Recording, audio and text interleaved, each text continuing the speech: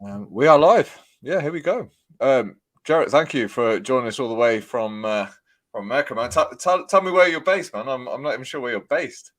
I am in beautiful Indianapolis, Indiana. It's a little brisk today. I think it's like single-digit temperatures, so it's good to Fantastic, be mate. inside. Cool. Awesome, dude. Fascinated by what you do. Very, very fascinated. I'll be honest. This is all new to me. I was on your Instagram page today, the Pursuit of Manliness. Watching your videos, absorbing your content. Yeah, I find it extremely interesting. So I'm excited to be talking to you about this, man. So you encourage men to pursue biblical manliness. So first thing I'm going to ask is just, talk to me about that, man. What is biblical manliness? And that's a great question. And I get asked that a lot because I think there's an idea of the Bible, or there's an idea of what a Christian is, or and I found myself for a long time just kind of meandering through life and in a pretty petty, pathetic existence. And we can get into that later if you want. But what I did was I went back to Genesis 1 and 2 to start with. And that's before there's any mess, any sin, anything like that in the world. And God gives us some pretty obvious mandates. Men are to work, right? We're to be responsible. We're to give more than we take. We're to marry a woman. We are to be fruitful and multiply, et cetera, et cetera.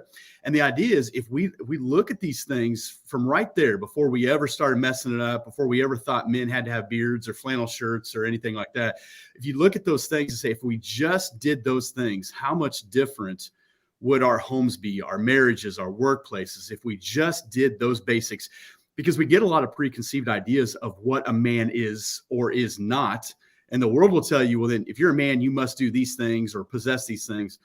And that's not necessarily the case. And so what we end up doing is we end up chasing a counterfeit version of what manhood is. And we try to create it either in line with our childhood or who've been mentoring us or whatever, or we try to do it in opposition towards it because it was a terrible existence. And so for me to get back to the Bible, I said, okay, let me see what God says. And man, there's a ton of freedom in that. Where did this start then for you? So you said go back to the Bible. Was this something, obviously, in your upbringing? Was it, was the Bible around? Was the Bible something that you lived from? Were you raised a Christian? I grew up in a Christian home, but I didn't do anything with it. I did whatever I wanted to do, and I lived a real reckless, selfish life. And so later on in life, really surrendered to Christ and said, all right, I need to figure this thing out. I cannot keep trying to do this on my own. And then was married. I'm in ministry, and I had 2 daughters. So my number one thing was protect the daughters. That's what I knew. Well, on January 14, 2013, I had a son born. His lung was collapsed. There's a lot of stuff there, but I started praying. I was like, God, if you help this little boy fight, I will fight. Now, I tell you that, Alex, as I'm embarrassed to even think about that, because I was one of the most just going through the motions type of individuals. And it was in that moment that there was a stirring. I really believe that began to take place in my heart. How often do you pray prayers all the time, or you just throw things up all the time? Like, oh, if you'll do this, I'll do this. And we forget about it. But I'm telling you, it was about 2 years later where I felt like God reminded me of that prayer. And from that point on, there has been a fire kindled in me that I said, I need to figure this out. Not only that, like the same conviction you have, I now feel a responsibility to help other people try to figure this out. Yeah. Do you find that, like yourself included, we turn to religion when we hit our lowest point? So, when we feel like we've run out of answers or run out of solutions. So I know that, I don't pray much, Jarrett, but when I do, and again, I'm embarrassed to say this sometimes, I always pray when things are at their worst. I'm guilty of not saying prayer when things are good, to be grateful. So you clearly had one of those moments, man, where you got to a point where you were like, fuck, I need to do something different here. What was that point, man? Like, what was happening in your life at that time as a guy for you to turn to the Bible and put your faith and trust in God to send you on a new direction? The real starting point for me was around January of 2000. Remember, the whole world was going to end, computers were going to crash, and It wasn't any of that stuff. It wasn't anything like that. I was too poor to even own a computer or anything fancy. So what it was me realizing I cannot continue to live this reckless life. And I was at an event in our local high school gymnasium, and there was a guy speaking, and he had what some people call an altar call. He just said, man, if you want to come forward and you want to know, if you want, well, here's the thing. I'm a crazy, introverted, lone wolf kind of guy. Like, I'm good by myself. And that night I went there by myself. I sat by myself. I came forward by myself. Alex, I'm not even sure what I was doing there, to be honest with you. But that was a point where I said, you know what? I can't do this no more. I have to surrender. And it was a full surrender. It wasn't playing Christian.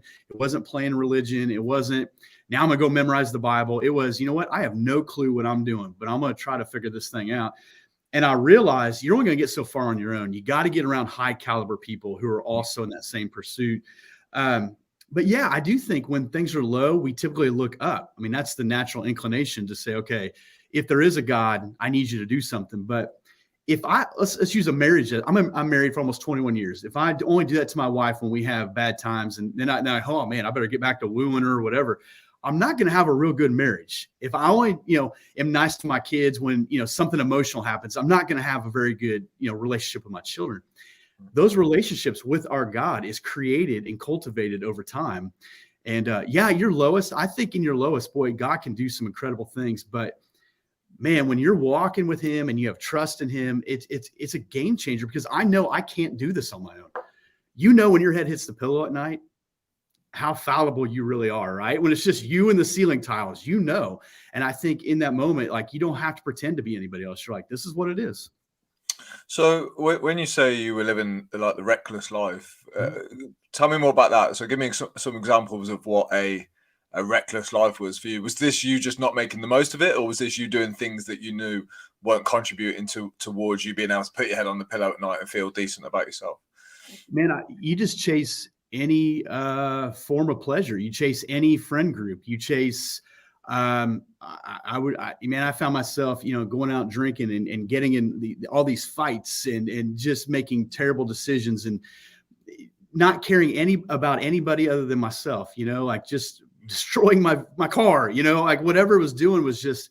And I realized, man, I was chasing like the next thing, whatever it was, like, we're going out tonight, right? Like we're going to chase that, or, you want to chase the next group of girls, you want to chase the next party, the next whatever. And so it was a continual hunger for something that was never really going to quench that hunger. And I thought, you know what, man, and here's the funny thing. I had a roommate and he was a bartender, and I went back, I don't know how long afterwards, when I had moved out, I said, I can't live in this environment anymore. And I moved out and I went back to give him my key. And I don't remember what the period of time was, man. It was the same people sitting in the same bar, telling the same stories. And I thought, doggone, if this is what life is, and I know it's not that way for everybody, but if this is what it is for these individuals, I got to get out of here. I can't live like this, And so to me, I had to hit, I don't want to say rock bottom, because I think there's always a little bit lower. But not everybody gets that rock bottom. Sometimes time is up and you don't get to be at rock bottom.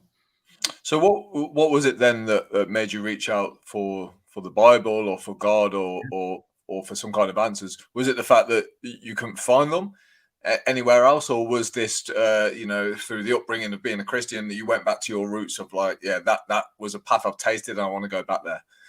Yeah, I think it was both. I knew, like, when I was out with friends and stuff, we drive by a church. I remember always thinking, man, that's a good place. But I had no desire to be there, but that's a good place, or I would go on the weekends to get my laundry done, because I knew I could go home and get my laundry done and kind of get parents off my back and stuff. So what it came down to was, I'm looking around, I'm saying, all right, God, if this is real, if this whole story is real, which I don't understand, if this Bible is real, because to me, church was nauseating. It was boring. It was stuffy.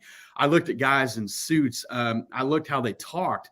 I looked how hypocritical they seemed to be. I had a friend, I would go to his house, and some days she's playing church music up front. The next day she's screaming and yelling in the back room. And I thought, man, this religion thing, they're a bunch of nut jobs. Like, I don't want any part of this. It didn't look fun to me or nothing. I thought, I just feel like the Lord has led me to this place where I need to figure this thing out. And the best thing I did was I went into a Christian bookstore.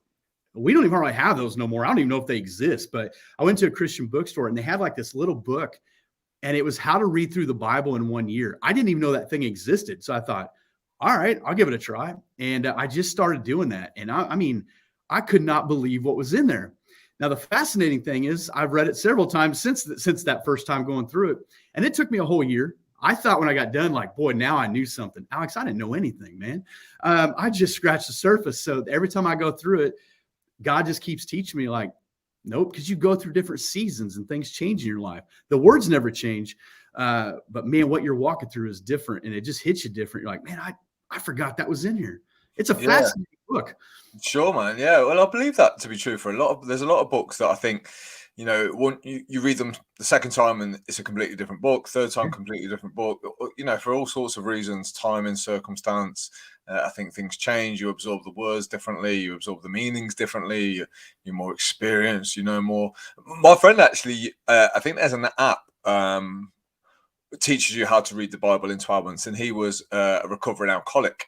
And he claims it pretty much saved his life. It taught him how to read the Bible, and it really kind of like he puts his faith and energy there now instead of into the bottom of a bottle and so on. So it's crazy, man. The people you least think are going to turn to religion and God are often the ones that do. And I hope you don't mind me saying, you don't look like the typical Christian guy that I know. Anyway, that's for sure. Even on your Insta, man, there's pictures of like, you're into your axes and just your typical man stuff. So where does the link happen then between like the Bible and the pursuit of manliness? So yeah, where did this link come from, and how do you put the Bible into your teachings, and how do you use that to help other men?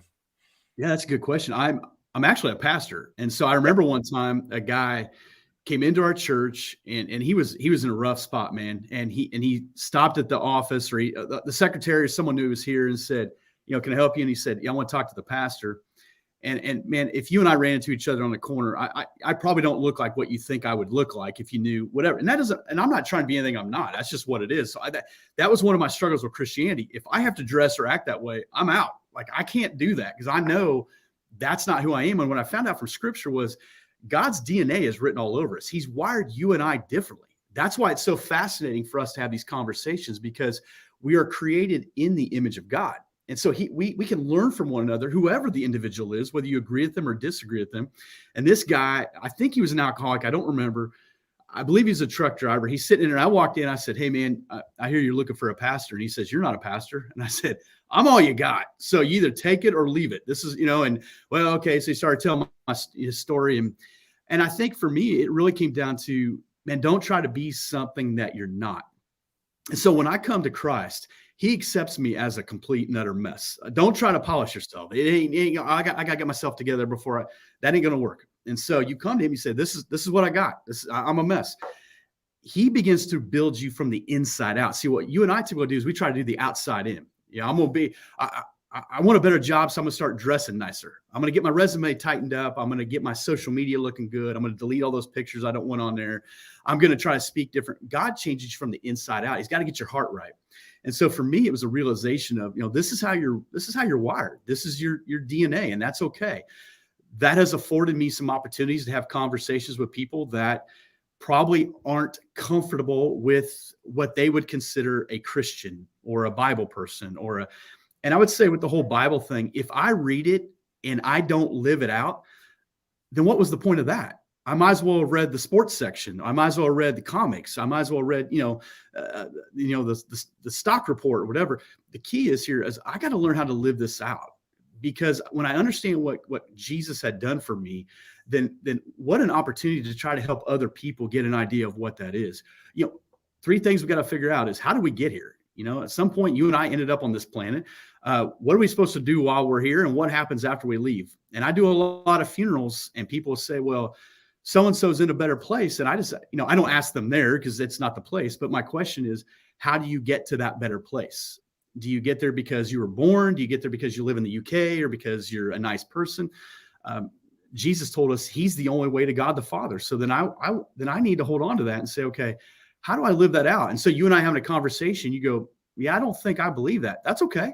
That's okay. Or I have questions about that. That's okay. Well, let's try to figure this thing out. So for me, it's just about being really as genuine as you can be. That's what I try to do. And listen, man, I make mistakes. I've blown it today already. I don't try to, pretend like I'm anything that I'm not. So hopefully through that means it does allow some conversation to happen. Yeah. When we're exploring questions, like how did we get here? And then what happens when we're not? because we or we perceive that we're never going to find those answers out, isn't this where religion fills the gap for a lot of people? So if there are unknown areas that we can't work out, certainly in our lifetime, that we will only know when we're gone, for example, doesn't this really help people where religion fills the gap when we don't know things? For example, how did the universe start? Pre-Big Bang. We could sit here and talk about all day. Science doesn't know. Nobody knows.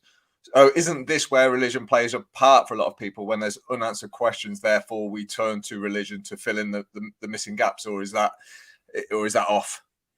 No, I think you're right. I think it does provide some solution to those problems. Like Genesis 1:1 says, "In the beginning, God created the heavens and the earth."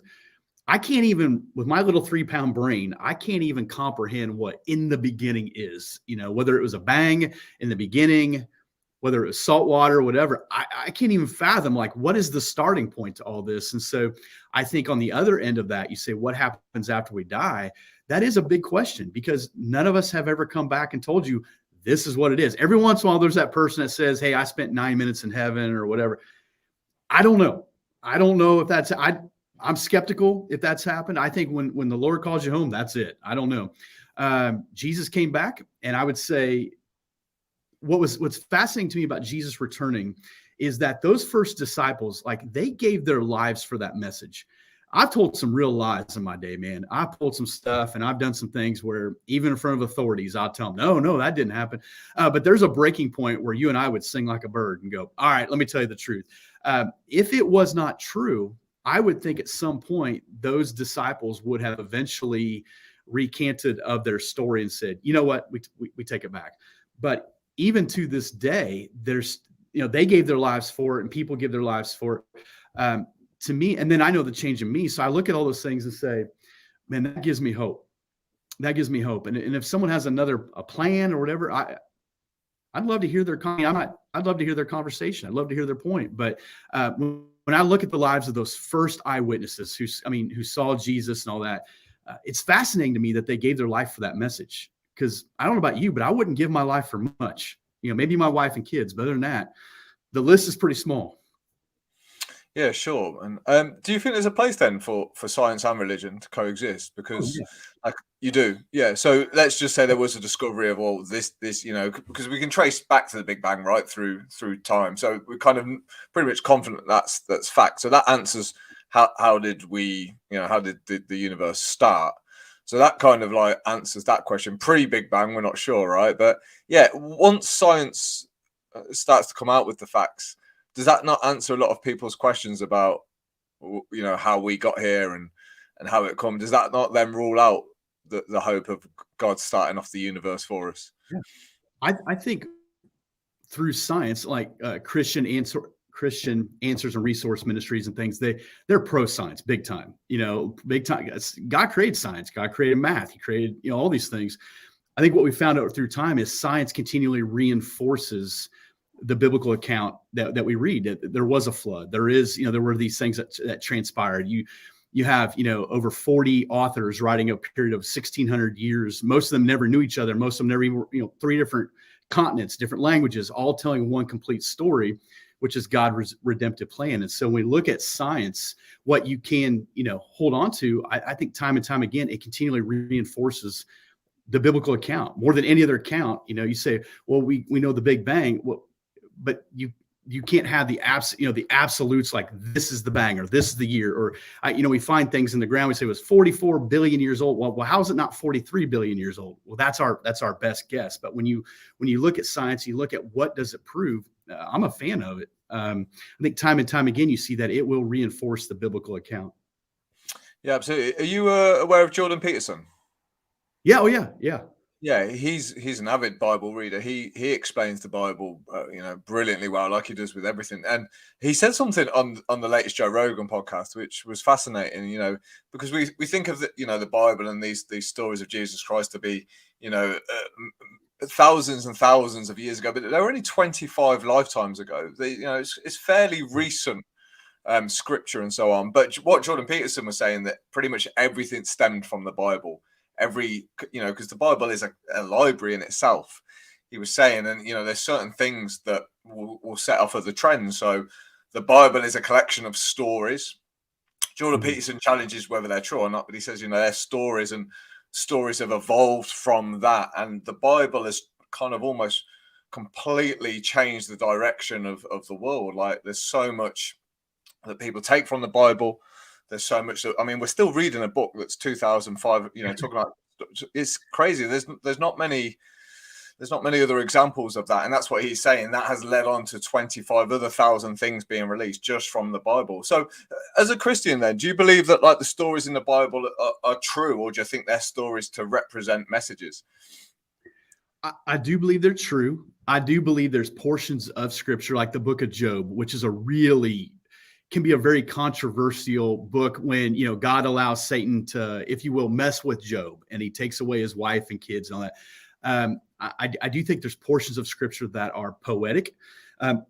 But forgive me, I do believe, like when you look at the life of David, you look at Moses, you look at Abraham, God told Abraham, I'll make your name great. To this day, Abraham's name's great, right? Mm-hmm. To this day, there's people that know the name of Abraham. There's things that, like Jonah and the whale, you go, how on earth could a human being be in this fish and spit him out? But when you look at the account of the city of Nineveh and what an incredible city it was, and how they had a time of refreshing, if you will, and it happens right after, this time frame of Jonah. When you look at, John writing about 90 AD, so about 9 decades after Jesus went back to heaven, when people were like, hey, I thought you said this guy's coming back. Where's he at? And you get the book of Revelation, which I think can be misconstrued in a lot of ways. But I think one of the things I think in a lot of ways, Christianity has a really poor marketing firm. We make Christianity to be really basic and bland. And even heaven is like babies on a cloud with playing harps, and hell is this fun place with music and cornhole and all your friends. And you're like, no, I mean, if we would really read the Bible, like, I understand a lot of times we pull away from scripture because it does require me to live a life of restraint. And we don't like that. But what I see is there's a ton of freedom in there. There's a ton of freedom in scripture when you understand it. And that's why, for me, I talked about it in the beginning, I had to go back and reread it, because if I just sat in a church and listened to a guy talk at me for 35 minutes a weekend, there's no life in that. Like, I didn't want to sign up for that.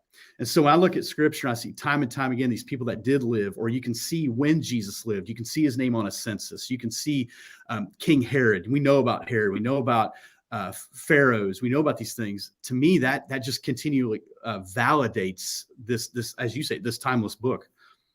So I just want to go back to something you said earlier.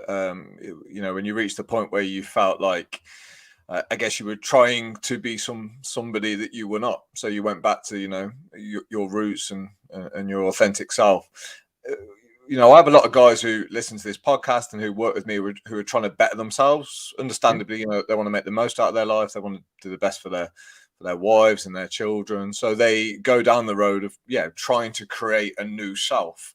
How would you kind of put that message across then when we're encouraging guys to be themselves? But what if you're at the point where you don't like who you are and what you do? How do you mingle staying authentic with improving your life and your existence on this planet? Well, give me a 2-part answer. The first part would be get to Jesus. Now, I know there's guys, I don't need that Jesus. I'd say get to Jesus, because to me, he is the truest source of a man. He's not pastel. He's not like long flowing hair, patting little kids on the head. But you got to get to Jesus. Number 2 is you got to realize, what is your pursuit of health? I mean, there are guys who want to better themselves. So I'm going to go to the gym. Well, you're going to spend all your time and money at the gym, and you're going to be a crappy husband. You're going to be a crappy father. What does a healthy life look like for me? I pray for my wife and kids all the time. We want to be spiritually healthy. I want to be relationally healthy, emotionally healthy, financially healthy, understanding what does that life look like? Like, man, if a guy really wants to better himself, the first thing he needs to realize, I think, is you have people who depend on you to get this right. And that's a privilege. I know it's a responsibility and it can be heavy, but the fact that you have eyeballs looking back at you, watching you as a man, watching you grow and mature. And listen, I've apologized to my kids in seasons where I have blown it. I apologize to my wife. I'm humble enough to admit I don't always get this thing right. But Alex, just like you, doggone it, I'm going to try. Like, I'm going to try to figure this thing out. And if today's my last day on the planet, it was not for a lack of effort. You know what? I make plenty of mistakes. I try to surround myself with good, high caliber people. I try to give more than I take. I want to make investments in other people.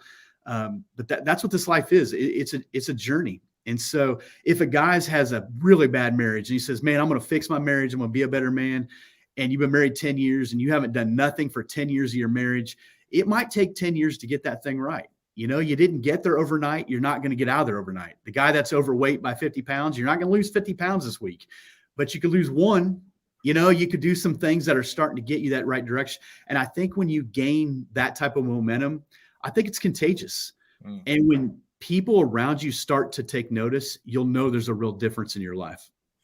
Yeah, absolutely. I think responsibility is a big word, man. I think it's something at some stage or another we all try and dodge. It's something we feel like we don't. And I get it. Like, responsibility comes with responsibilities, right? It's hard work. But if you think about this, Jarrett, if you take away all responsibility, you have no reason to live. You have no reason to do the work. You have no reason to step up and be counted. You have no reason.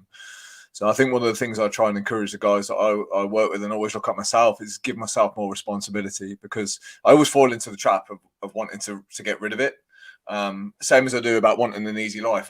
There's times, Jarrett, where I think I just want an easy life. I just don't want to work so hard. I don't want the responsibilities. I don't want the challenges. I don't want the hassle.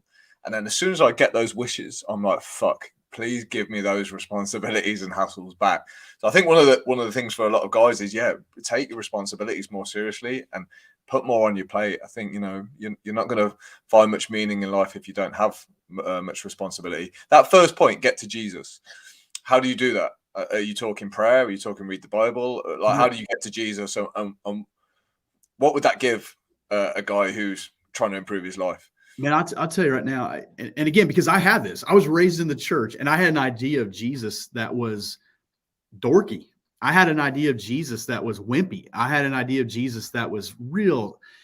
I found out it was very inaccurate, I guess is what I'm saying. And so for me, it started with prayer. I'm like, look, I'm a mess. I've tried to do this my own way. I've tried to be successful this way. I've tried to do these things. I'm coming to you. Here's my sin. Here's the things that I've done. I'm going to take you at your word. You said that you are God's son. I'm going to take you at your word. He is okay with that, Alex. He is okay with you saying, hey man, you do what you do. If you have, I don't know if you have a kid or not, if your kid challenged you to be the man of the house, you're like, yeah, I'm good with that. I am very, very comfortable with that. Well, the God of the universe is comfortable with that. So I come to him and say, man, I'm giving it to you. So then I get in the word, open it up. I'm going to read. The book of John is a great place to read and go, okay, I'm going to figure out, who is this person? And then I want to figure out from there, what did his followers do? Because it's easy for you and I to get like an Instagram following, right? But once you say, I'm going to charge you $10 or whatever your money is, I'm going to charge you 10 something for what you do. People go, no, I don't want that. We love the free stuff. We're not sure if we want to have a little skin in the game. Well, being a follower of Jesus means I got some skin in the game, and it gives me a hope. If he is alive, if he died on that cross and he was buried and rose again and he's alive, that means, as the Bible tells me, if I put my hope in him, that I'll live forever with him. Then I need to know what that looks like.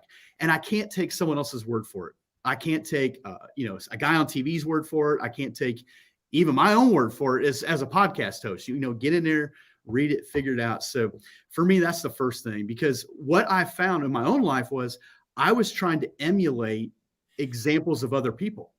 So let's use Jordan Peterson or Jocko Willink or Leif Babin or Ryan Mickler, these guys who just are men, right? Like they're just really good dudes. But if I try to be a copy of those people, then I become even less of a copy. So it's like you standing at the copier, you keep making copies. We become a little bit more counterfeit each time. So I said, I got to be me. I got to figure out what that looks like. And if I try to be anyone other than myself, then I'm on the cusp of being a fraud. And if I'm a fraud, then you don't want to listen to anything I have to say. Yeah, I think this is where pretty much it becomes a bit of a paradox, because there's people that I'll follow, like Jordan Peterson and Jocko Willink, and they're inspirations to me. So it feels very natural to try and replicate some of the things that I respect in them. Jocko Willink's discipline, Jordan Peterson's intelligence is just phenomenal. So there's things in those guys that I clearly like and that I would like more of in my life, or maybe I've got them and that's what I like about those guys. So again, this is that challenge. Like, how do we get to that point where like we know who we are? We don't let other people take us away from that, yet still having these inspirations and role models, because we both agree that it's good to put yourself around other men and in good groups that are going to bring your levels up, right? So isn't that message a bit conflicting when we're saying, well, we're not going to let those people drive us into to new areas or to affect who we are? Don't we want them to affect who we are? Don't we want them to positively have an impact, just like we would as a father or as a teacher? We want to impact people. We want to change the way they act, the way they think, the way they feel, and what they do. You're absolutely right. And I should have clarified that, because I think it's important to have mentors. It's important to have people, even like those guys who you would probably admit mentor you from a distance. Sure. You probably don't have lunch with them on a regular basis, but every time you listen to Jocko's podcast or read something that Jordan wrote, you're like, man, that's good. That stirs something in me. Like, I think there's a lot of credibility to a man who wants to aspire to be better. What we don't want to do is aspire to copy, So now all the guys shave their heads and they all take a picture of their watch at 4:30 in the morning. We're just copying what Jocko did. Jocko's, it's that internal discipline. The guy doesn't have a donut, for crying out loud. Like, I've never said no to a donut. So he has this discipline that's just different. So you say, well, he speaks this way, so therefore I got to speak that way. No, you're wired your way. Like, Alex, you have a gift, and you can take that same discipline that you see in Jocko, the same intellect in Jordan, the same whatever you see in all the countless other individuals, and you say, man, I want to be like that. I think there's, like, I love the Premier League. So I watch Premier League guys, or I watch Premier League managers, and I'll learn from these guys, or I watch the way that they, on the touchline, I'm like, I like that. But if I start dressing like that guy, just because I'm trying to emulate, this manager then I'm kind of being a fraud, right? So I got to say, okay, this is who I am. This is where I'm at. But man, never stop aspiring to be better. Like, I know too many people that hit like 60, 70, 80 years old, and they're just like, this is who I am. What a terrible existence.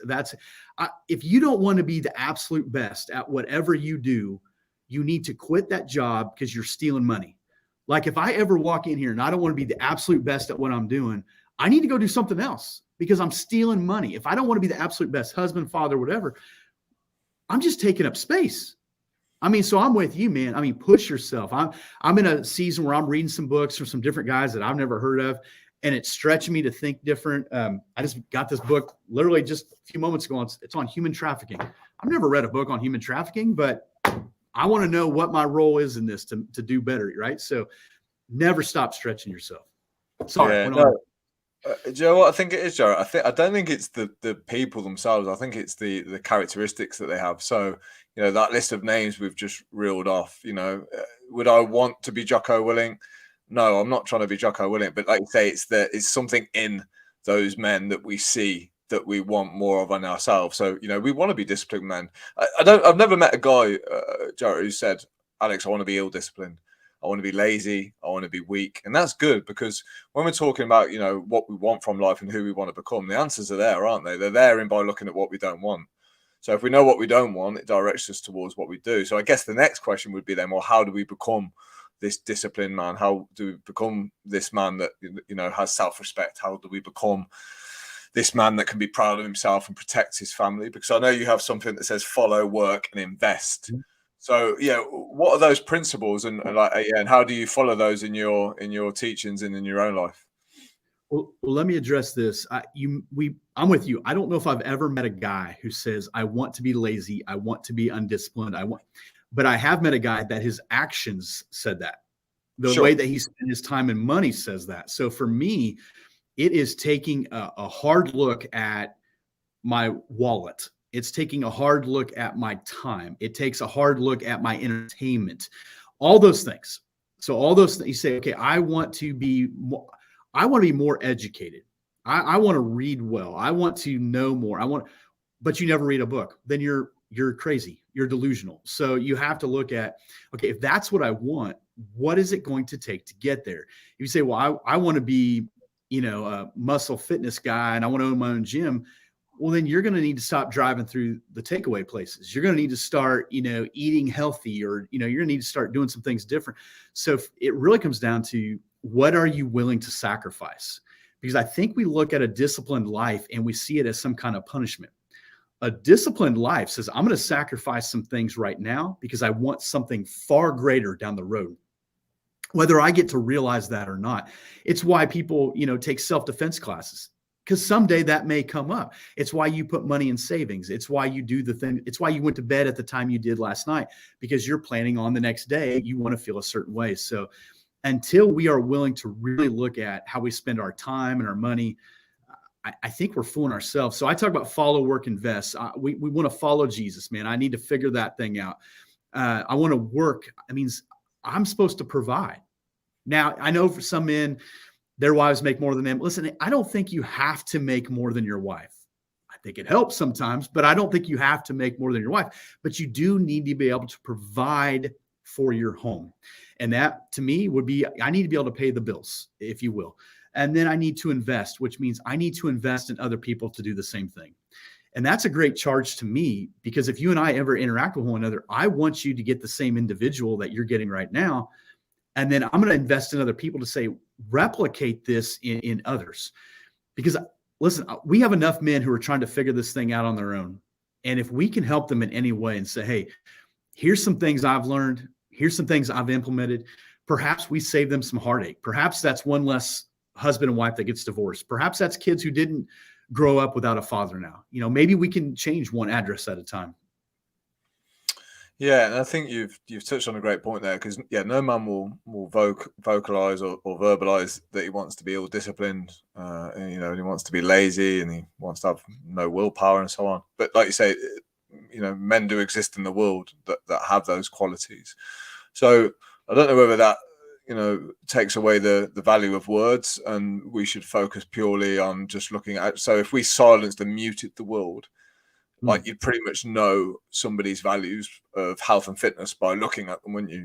You'd know what they value. This is the tough route we say with the guys. And I was taught this. If you want to know how your diet is, you want to know how you treat your body, take your shirt off, have a look in the mirror. It will tell you everything. You don't need words. It's a strong way, but it's something I always say to my guys. It's the truest way to find out, because we all like to think we take care of ourselves, and we all like to think we're honest and so on. But there's plenty of examples in everyone's lives where that's not the case. So I think that's a direct way to find out where you're at, isn't it? Like you say, look at your bank account. It'll tell you what, your position of money. Look at your relationship currently. Like, that will tell you, how that's going. Look at yourself topless in the mirror. That will tell you. So the need for words, suddenly, we can remove them. And you're right. I think we really find out what we value then when we have a look at our life. I think too, we are so surrounded by noise, like the television set, the radio, my cell phone.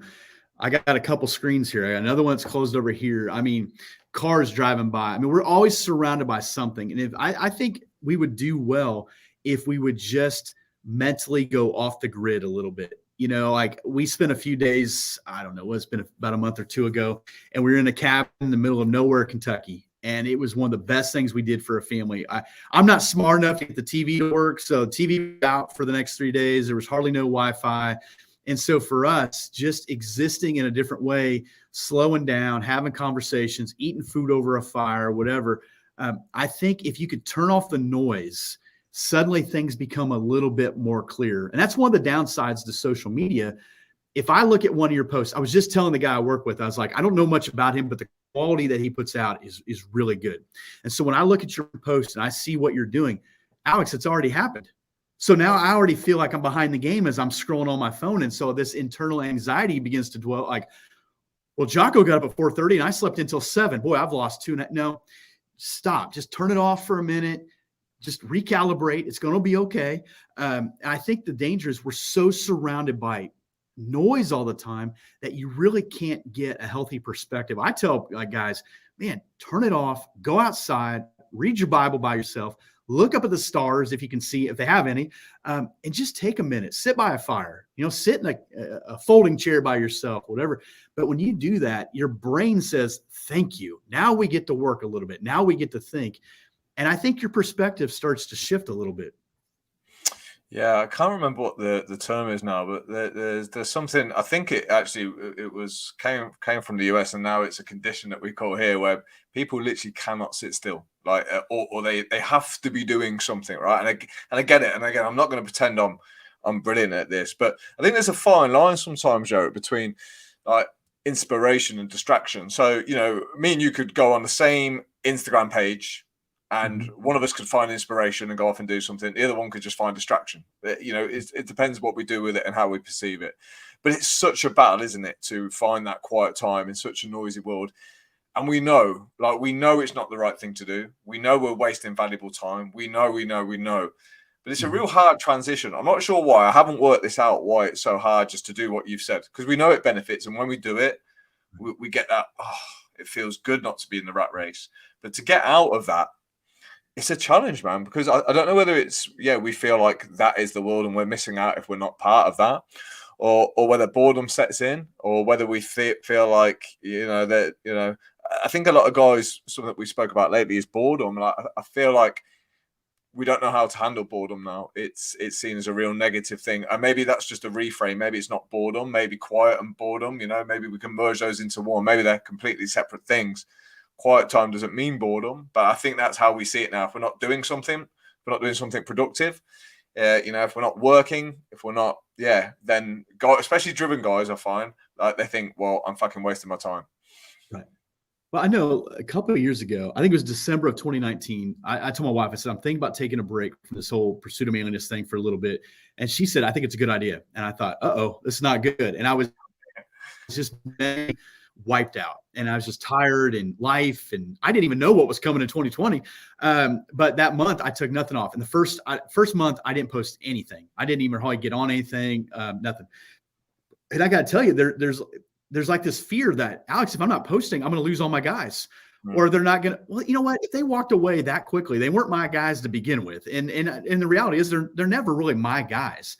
And so that month I took off, but I tell you what, posting no content, doing nothing, other than trying to get my mind right, was one of the best things I ever did. And I felt like it kind of reframed my process, what I'm about, the focus, because there's so many messages out there, right? Like, you and I are doing this because we saw someone else do this. We have conversations through a microphone because we saw a Joe Rogan. We saw these guys do it, and they did it in a cool way, and they did it in a way that we go, I could do that. I have a message. And so we throw ourselves in the rat race. You and I don't have to do this. And so, but when we step back, we say, listen, if I'm going to be my best, like I have this community called Tribe. We have 124 men in this session. If I'm going to be at my best, then I got to get myself right. And if I can't get myself right, then I'm not doing what I told those guys I was going to do. And so for me, like, I have a moleskin journal here, and I'll write out some things that are the most important things I need to do today. And that's the list. And I'll go through and kind of check it off. When I get to other things, that's great. But if I only do the urgent things, I'll never catch up, because as I'm talking to you, I can see, there's a notification on Facebook, and then I got a text here, and I got an email here. Well, where do you go next? You know what? Maybe I just get done and I just go outside for a little bit and say, okay, I'm going to drink some water. I'm going to walk a lap around the parking lot, and then I'll come back in. We got to do the things that are the most important things instead of the urgent things, because we do have a fear that we're missing out. We do have a fear. Like, when my teams are good, I can't get enough sports radio. Oh man, I just take it in. I want to hear every commentator. When my teams are terrible, it just rips my heart out, right? Same is true in your life, man. Your life stinks right now, and you ain't got no money, and your buddy just bought a brand new truck. You're jealous. And now you look at your piece of junk vehicle in the driveway, or you're mad at your wife now. It just snowballs, and nothing good's ever going to come from that. I think that's the battle right there, though. It's highlighting what those important things are, and then having I don't know whether it's the discipline or whether it's the strategy, or I'm not sure what it is, but to just do those things and not be distracted by the million other things. Because I'm reading a book at the minute that's pretty much saying what you're saying here. Like, you're never done, man. Like, if you think you're gonna get everything done, you're wrong. Like, there's always shit to do. There always will be, and that's why people feel like they're always behind, because they're trying to get ahead. And, reality shows us that we're not. Like, you're just never going to win. Like, there's just not enough time in the day to do everything. It's fucking impossible. So what you have to do is you have to, one, accept that and kind of like, and then prioritize and almost get used to the fear of missing out. Because something we've been speaking about a lot inside of the Better Man lately is that is a part of life, missing out. Like, you have to miss out on a lot of things so that you can deepen your work in a area, or deepen your meaning in an area. So if you're married, for example, what do you miss out on, Jerry? You miss out on millions of other women, right? But what you get is that special relationship and that bond with somebody. And it's the same with whatever. So when this comes up in conversation about the fear of missing out, I try now and kind of like reaffirm that that's completely normal and you're never going to get away from that. I mean, how can you live a life where you don't miss out on things? It's impossible. And I think it's these kind of things that cause a lot of pain and suffering for people. Because again, when I turned 30, 31, 32, I wanted to do everything. And I suddenly realized I couldn't. So you have to find out what's important. And then you have to push everything else out to the side and just double down. And this is my opinion anyway. You just double down on what you know is valuable. Right. Yeah, I think that's comes from that evaluation, that really think about, okay, I was just standing in my kitchen the other day, telling my wife, I'm 46 years old. And I said, I feel like in my life, it took me a long time to figure this out. So right now I'm running as fast as I can towards the direction of figuring this thing out, and we're all on borrowed time here. We're not guaranteed another breath on this planet. So if you worry about missing out on things, that's why people just turn the channel all the time. Well, you pick a show. Well, guess what? You missed all the other shows. I heard a guy say that years ago. He says, these guys they're like serial adulterers. So they keep divorced and they go, oh, that's my type. No, the type is the person you married. And what you realize is being with that individual and fighting for her heart, which is hard. Because you and I are hard individuals, Alex, whether we admit it or not. It's hard to be with us. And so you fight for their heart. You have these seasons that are good, these seasons that are tough. But anything worth really experiencing requires some form of sacrifice and discipline. Anything of value. Any of these Joe Schmoes who want you to give them a downloadable 10-step PDF to becoming a better man, they really don't want to be a better man. They don't want to do that. It's the giant oak trees of life that those guys who have deep roots, who've weathered storms, who know how to stay in the fight when they get knocked down, who know how to get back up, dust themselves off, who put the right people in their corner. Those are the people you want to surround yourself with, because those are the guys that'll go the distance. There's some guys, once the wind starts blowing, they're out, or they're depressed, or they're sad, or they need a new toy or whatever. Those are the guys that didn't grow up. Those are the guys with the teenager mentality. A teenager wants a ton of freedom and no responsibility. A grown man knows responsibility is a privilege, and that we are to give more than we take. Absolutely, man. Look, freedom comes at a heavy cost, a real heavy cost. Everyone wants freedom, but there's a heavy cost to that, because it's all on you then. If you're free, you make all your own decisions, and then you're responsible for everything. But people want both. They want to remove responsibility and blame others, and they want freedom. They don't coexist. You can't have both at the same time. So it's really interesting. And yeah, I was watching Netflix the other day, and you're so right. There was so much to pick from. Guess what, man? I ended up picking nothing, because for half an hour I was there trying to make up my mind what to watch. And it's a good analogy of, like, if you play life like that, if you have a look at all the possibilities, all the women you could be with, all the holiday destinations you could go to, all the businesses you could set up, you often end up doing nothing and getting nowhere. And yeah, grit and endurance versus intensity is something else that we speak about. It's so important, because you're right. A lot of the time it's when things get tough on any of those journeys that we've just mentioned that a lot of guys will tap out, as we say, or, they won't get back up. And I don't know what you've noticed in your teachings and coachings, but I'd say especially men between the ages of maybe 35 and early 40s have this sort of epiphany. I don't know whether it's a real realization, because we all know we're going to die. We all know we haven't got long on this planet. But I think at that age, it becomes a little bit more real. And I don't know whether that's just life experience or just, eyes are open kind of thing. But yeah, most men seem to transcend, or most men seem to transform their life between those ages. I think they have more to lose at that age as well. Like in your early 20s, you don't really have a lot to lose, or you don't feel like you have. But then you have responsibilities in your 30s and 40s. And I think at that age, you're kind of like, you're old enough to have fucked up a lot, so you've learned, but you also feel young enough to feel like you've got time to change the path a little bit and put things right. I think everything speeds up and slows down at the same time. The speeding up is you realize there's a window of time. I used to make fun of the 40-year-old guy. Now you're there, right? Like, hey, that 40-year-old guy.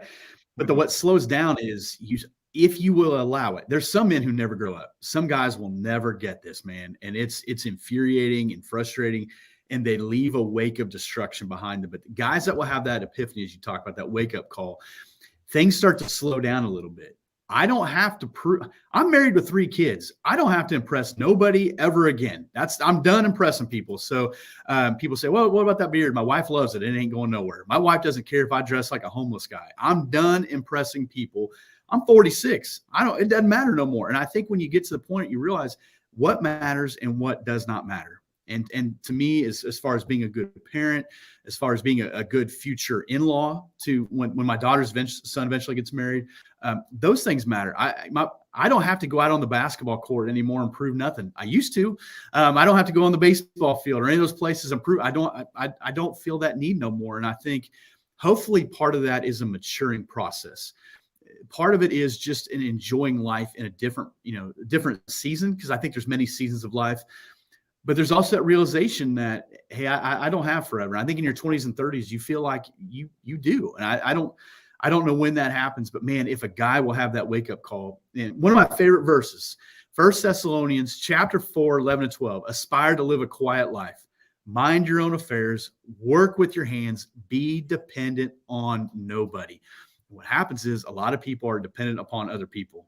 And what we found, I don't know about you guys, we found when we went to the grocery store last couple of years and there's no food on the shelves. Hey, what's going on? So we depend on the government. Where's our food? Or we depend on people to get things to us. Man, when you realize that you have the opportunity to really depend on nobody, it's incredibly freeing to say, you know what? I can make some decisions that will affect the course of my family. And the beautiful thing about it is I can be responsible for that. And I can take ownership in that. And I'm stepping into my God-given responsibility of being a man. And I think that when you mind your own business, oh man, I love being around people that mind their own business, right? Guys that work with their hands. Alex, you're working with your hands. When we do this stuff, this is us creating. We don't have to do this. And then be thought well by outsiders. I know it's shocking, but not everybody's going to like us. Not everybody's going to like what we have to say, but there will be people who say, I don't like him, but I at least respect him. And man, that's a good life. Yeah, absolutely. I can relate to so much you've just said there. Yeah, I think it's quite freeing. And like I said, I don't know whether it is a maturity thing or an age thing or just the process of hard work. You know, when you've got to a position where you know yourself a bit better, therefore other opinions don't matter. But like I said, nothing really makes sense because everything's such a paradox. Because in one sense, I agree with what you've just said there about, the dependency, that's a great feeling. But something that happened in the UK, it was, during the lockdown and the pandemic, like we started to actually help each other and help our neighbors and support each other a bit more. So in one sense, yeah, totally agree. We had to, look after our own finances and our own business, and we had to take care of ourselves and so on. But another part was like, well, let's look out for the people that need help more than ourselves. So, and this is what I mean. Like me and you could talk about this kind of stuff all day. It's all such a paradox. It can be quite confusing at sometimes because, yeah, I have the lone wolf mentality sometimes as well. But I also have the exact opposite attitude sometimes. Some of my best moments have become in groups. Like me and you create tribes, right? So in one sense, and again, this makes sense to me and it will make sense to you. Trying to articulate it's a little bit more challenging. But that makes sense how you can be both a lone wolf and a team player. Like they both, in my world, coexist anyway. And I think you'll understand what I'm saying here, right? Like we need that, but we also need the ability to do our own thing. I think, for example, if in your country, I don't know if I got this right, but like I think it's Boris Johnson. If you're waiting for Boris Johnson to bail you out, you're in a bad way. If I'm waiting for President Biden to bail me out, I'm in a bad way. So I got to go. All right, what can I do? What can I do some things about? Can I sell some stuff? Can I check on my neighbor? Can I mow their grass? Can I pay their rent bill? You're absolutely right. It is a both and that I know I can't wait for other people to bail me out. So for me, the description I use is a lone wolf who's connected to the pack. I'm good by myself. I am more than okay being by myself, but I know that when I remain by myself for too long or with the wrong frame of mind, nothing good happens. So I'm tethered to the pack. I have a tribe, we call it. And I got men that will hit me on. I just got one on my phone, whatever, that just constant communication, constant community that I know I can stay connected to them. What a gift of technology. You and I can have this conversation 5 time zones away or whatever it is, that we can stay connected. Yet when we hang up, we could go off, do our own thing for the next 24 hours, So a wise man knows he's got to get the right pack. And I will say this too, if you are a married man or if you have kids and your friends your wife and kids are not fans of your friends, they're not your friends. Okay. Your friends should be people that make you better. And if they're going to make you better, they're going to make your marriage better. They're going to make your parenting better. These are men who don't always tell me what I want to hear. I have friends who tell me the hard truth, man. I need to hear it. I need to hear that guy that calls me out when I'm wrong. I need to hear that guy that builds me up when I'm down. And you got to surround yourself with high caliber human beings who are all moving the same direction. And I think when you do that, you just live a little more confidently. It's just different. And if you don't have that, it's hard to understand that. Yeah, I think it's always impossible to win if you don't have that. I've been coaching now for 16 years, and I'd say probably that's the biggest difference. Like what group you put yourself in, because after spending 6 months in your group or 6 months in my group, the standards in that individual's life are higher and now normal. That's the important thing. It's getting the standards that they want to live at to be normal. And that can only happen when you put yourself in the environment. This is why, going it alone all the time, for me, it's the fastest way to fail, man. Like, guys have tried that shit for ages. So you're right. You have to connect to a higher tribe, I think. And, me and you are in a privileged position where, we're leading that tribe, which is great. But what I love about having the guys in my group, because they're always, they're trying to do the right thing in life. Mm-hmm. They keep me on my toes as well. So, they push me to new levels all the time. And then I have guys that I aspire to, and I put myself in circles of guys that are pushing me to the new level. And I think it's a shame when there's men, sitting around on their ass watching TV who don't just have a look around at what's out there, because there are guys that can make your life better. And it's an important part. Some guys, by the way, is, spending time with their wife and their daughters. So they're never really around any form of male environment. And then when they are, it's usually maybe down the pub or talking about sports and nothing ever deeper. So most men, it's really sad to say, don't really experience any deep, meaningful conversation. And one of the things the guys really kind of mentioned to me is the fact that they can enjoy good conversation, meaningful conversation, uncomfortable conversation. And I think that, unless you have that, Jarrett, it's always going to be such a bigger battle than it needs to be, man. And until you get it, you don't even know what you're missing.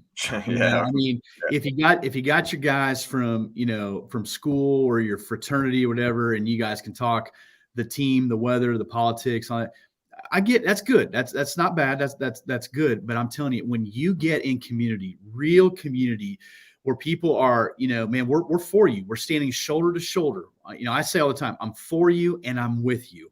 Not only am I rooting for you, but I'm going to be on this journey with you, and I'm inviting you to do the same. When you do that, as I said, people take notice. One of the best compliments we have with Tribe is the wives that will make a comment about their husband, or the husband will say, man, do you think I should do this thing again? They're like, are you serious? You're even asking that question? Like, they're seeing the difference that community has in him. And listen, there's a lot of guys, men are far more insecure. We are far more fragile than we will ever admit. And so we go, nah, man, if I get in it, they're going to know that I'm a jackwagon. They're going to know that I don't have it all together. They already know, because that's them. They know they don't have it all together either. And so when you get in that community and you'll humble yourself and you'll say, you know what, I at least need to give it an honest try, you'll realize I have been missing out greatly. It's hard to even describe it until you actually walk it and experience it.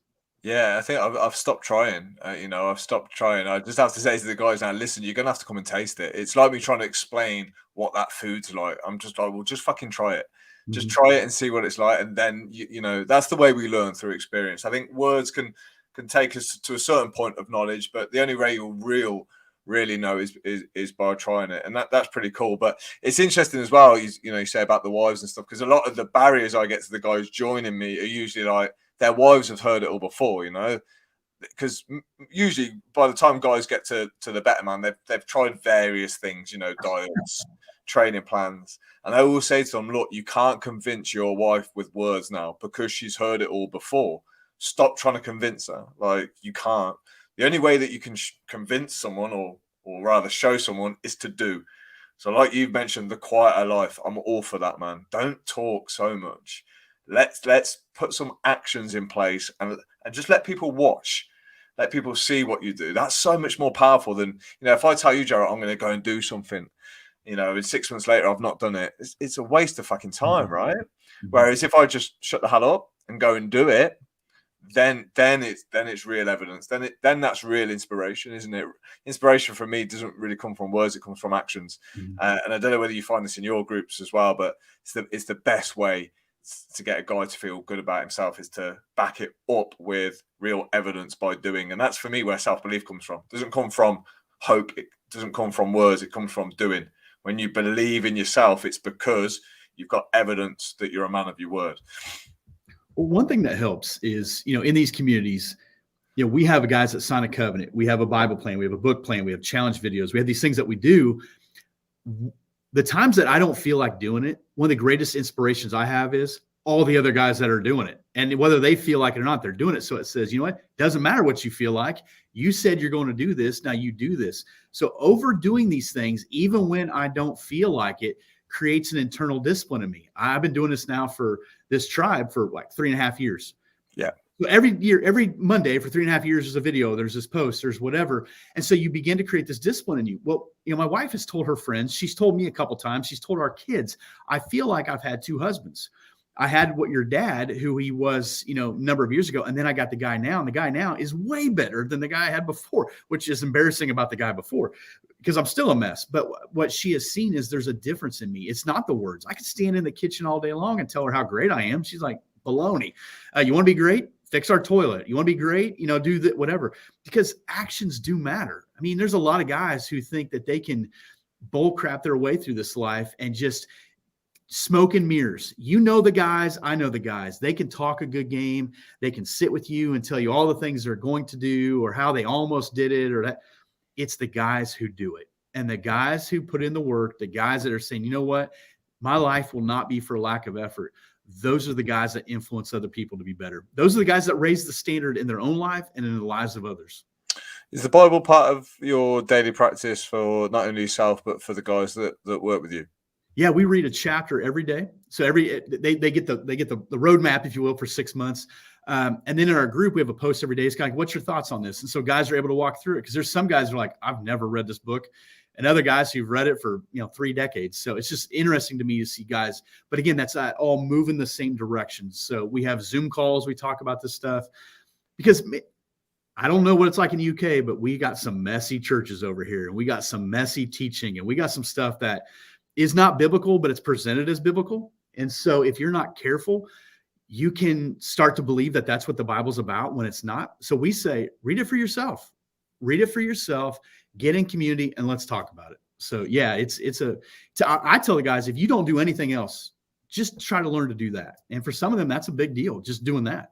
Yeah, man. Yeah, I can see why, man. I don't really know the state of religion over here. Like, I'm a bit ignorant to it all now. I mean, I was raised Catholic. So, I was always raised with talk of God and Jesus and so on. But again, like you've mentioned, God was the guy in the sky with the beard and so on. And Jesus was, the traditional Jesus figure. But yeah, even our kind of festive holidays, Christmas, and so on, there's very few people now that will even relate that back to what it was with Jesus and so on. But yeah, it's an unfortunate state. I think obviously we've had a lot of like I'm sure there is in all countries. The Catholic Church is, it's always been, there's a shameful kind of aspect to it now. When you mention Catholic Church, a lot of people instantly think of all the horrible things that have been kind of, brought up over the last kind of 20, 30 years and so on. So whether that's tarnished it and whether that's repairable, I'm not sure, but it seems to be heading in the way of, there's a lot of atheists now, and not the people I know anyway, not really many people put their faith and hope in religion, or at least not on a day-to-day basis. I did read something the other day, Joe, that mentioned that when people are at the very end of their life, even if they're atheists, they experience, and this is something they vocalize just before they pass on, they experience a feeling of something spiritual or something religious, like they have a sudden, I don't know whether you call it an awakening or what, but there's atheists that have been converted at the very end of their lives, almost like whether they've seen or been shown something. I don't know. It's wacky. It's crazy. But there's a lot of stories out there that say that, or people that have had near-death experiences. They're like, they've been taken on a bit of a journey and they've come back. And so, there are people that convert at various stages, and often people that would have never been religious, have had experiences or such. So yeah, I don't know. It's an interesting topic, man. It's an interesting topic. I would say over here in America, we have our Christian radio is dorky. Okay, I don't know what the word over there is for dorky, but it's dorky. Yeah, we get dorky. Yeah, it's kind of cotton candy cappuccino. It's dorky, man. Like as a guy, I find no pleasure in listening to our Christian radio stations, except for the fact I know what's coming through the speakers will not be bad for my kids to hear. That's it. Okay. Yeah. And we have a ton of celebrity pastors. Okay. That's a big thing. Like, the blue checkmark type guys that have this big following and they have the cool tennis shoes. Listen, I'm not against your tennis shoes. I don't care what you got. But I think what that does, it gives, it puts a bad taste in people's mouths. And it's not accurate to what is true. But we take it and we manipulate it and we create a platform for ourselves where the guy on the stage becomes the celebrity. He writes the books. He becomes untouchable. There's nothing wrong with that. I guess you can do it as long as it points to Jesus. But when it points to you, that's a problem. When it becomes all about these guys being celebrities. So that's why I challenge our guys. Like, listen, man, you don't got to take my word for it. Open the book for yourself. You read it for yourself. I hope you're in a good church. I hope you find good teaching. But man, there's a lot of bad stuff out there. Like you talk about. Are you talking about? Is it Bishop Jake? Is it Jake? There's one. That's one of the guys. Yeah, he's pretty famous. So yeah, he's all over YouTube. But he's a motivational speaker. I don't want to. There's something very appealing about the guy. But he's into some of the same videos as some of the guys we've already referred to, like your Jocko's. If he's talking, hang on to your debit card, because I'm telling you what. There's going to be a call to give money, and like, come on, man. So yes. Yeah, interesting. Dude, you're an interesting guy. It's been really kind of cool to speak to you. Like I say, this is something. Yeah, you're right. That the way we view Christianity over here, you're right. If you put a radio station on, Christian radio station, it is quite dorky. So to talk to yourself, someone who's put a different spin on it, and I love how you link it to helping men become more manly. It's not really the kind of thing traditionally you would think go hand in hand. So the fact that you're doing that work is, it's what caught my eye, because I wouldn't say I'm religious, but I kind of am, because it's deep rooted in me. I don't know whether that's from upbringing or just whether it's in terms of soul or what.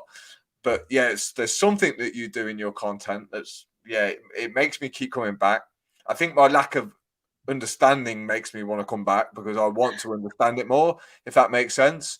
And interest and intrigue. So yeah, what I just want to end on is, what would you advise anyone who just wants to simply start becoming a better man? Well, from the Pursuit of Manliness, I'd say, number one, get in the Bible. Like you don't have to listen to me, man. And I make plenty of mistakes. I'd say get a Bible, read it for yourself, ask yourself those questions. The book of John is a great place to start. It's in the New Testament. Don't go.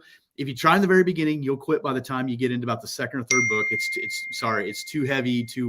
I'd say that. I'd say, becoming a better man, you're really going to have to evaluate your habits and disciplines. Okay. What am I doing? What direction am I going? If I keep going this direction, will it just magically work out in the end? Probably not. I'm probably going to have to trim the fat in some areas, sometimes literally. And that might be trim the fat in my money, my relationships. That might mean that for 30 days, I go off the grid and I turn off all social media, all Netflix, YouTube TV, whatever, and just try to focus on the things that matter most. So, man, get your heart right, get your mind right, and then find high caliber, high quality men. That's the beautiful thing about social media. They're instantly out there. You can find them instantly. You don't have to go run around town to try to find them. You can find them. Hopefully you find them locally, but man, find them somewhere.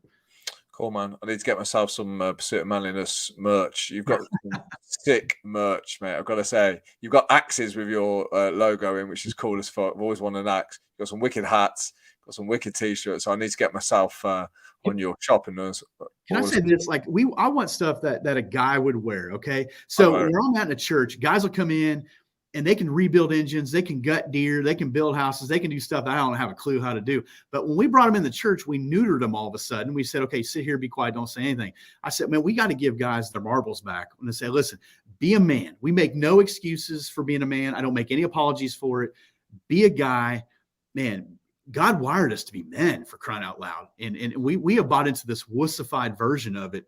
and we're not doing it no more. You know, the guys that the Lord has brought to us, he's brought some dudes, man. So thank you for the opportunity, brother. I appreciate it. No, it's cool, man. Thank you very much. We've got to get you back on again because I feel like you've ended on this. You've used the word wussified, which I think is fantastic, and I'd love to explore that more. But we'll save that for another time, man.